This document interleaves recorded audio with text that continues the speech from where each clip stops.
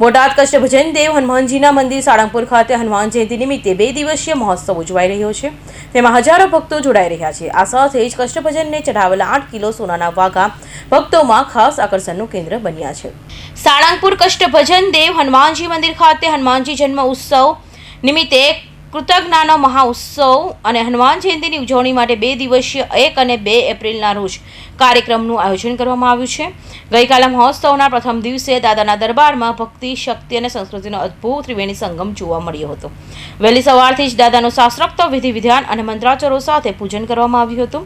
સાંજના સમયે king of સાળંગપુરની 54 ફૂટની પ્રતિમા સમક્ષ ભવ્ય સમૂહ આરતીનું આયોજન કરવામાં આવ્યું હતું।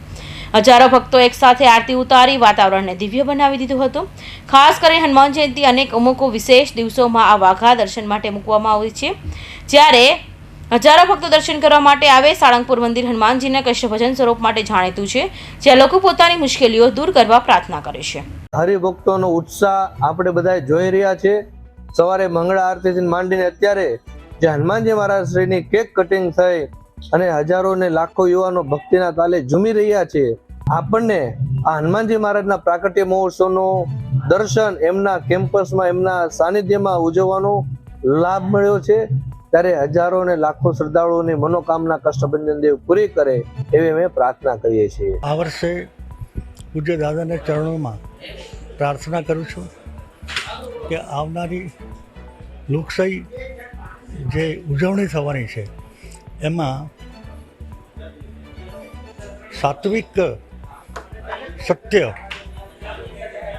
દેશભક્તિનો વિજય થાય। અત્યારની વૈશ્વિક પરિસ્થિતિ આપણને બધાને ખબર છે। આ વૈશ્વિક પરિસ્થિતિમાં દુનિયા આખીને અસર થઈ છે, પરંતુ માનનીય નરેન્દ્રભાઈના નેતૃત્વમાં ન તો આપણને પેટ્રોલ, ડીઝલ કે બાકી કોઈ મુશ્કેલી પડી છે, બાકી વિશ્વના વિકસિત દેશોમાં પણ આજે મુશ્કેલી છે।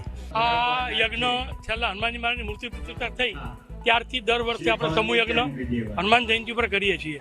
આ વખતે વિશેષ અમારા શાસ્ત્રી મહારાજ અને કોઠારી સ્વામી અને આખા સંત મંડળનું આયોજન એવું છે કે અત્યારે વિશ્વની અંદર જે અશાંતિઓ ચાલી રહી છે એ અશાંતિઓ દૂર થાય અને વિશ્વ શાંતિ થાય, ભારતને શાંતિ મળે એટલા માટે થઈ અને આ યજ્ઞનું આયોજન કરેલ છે।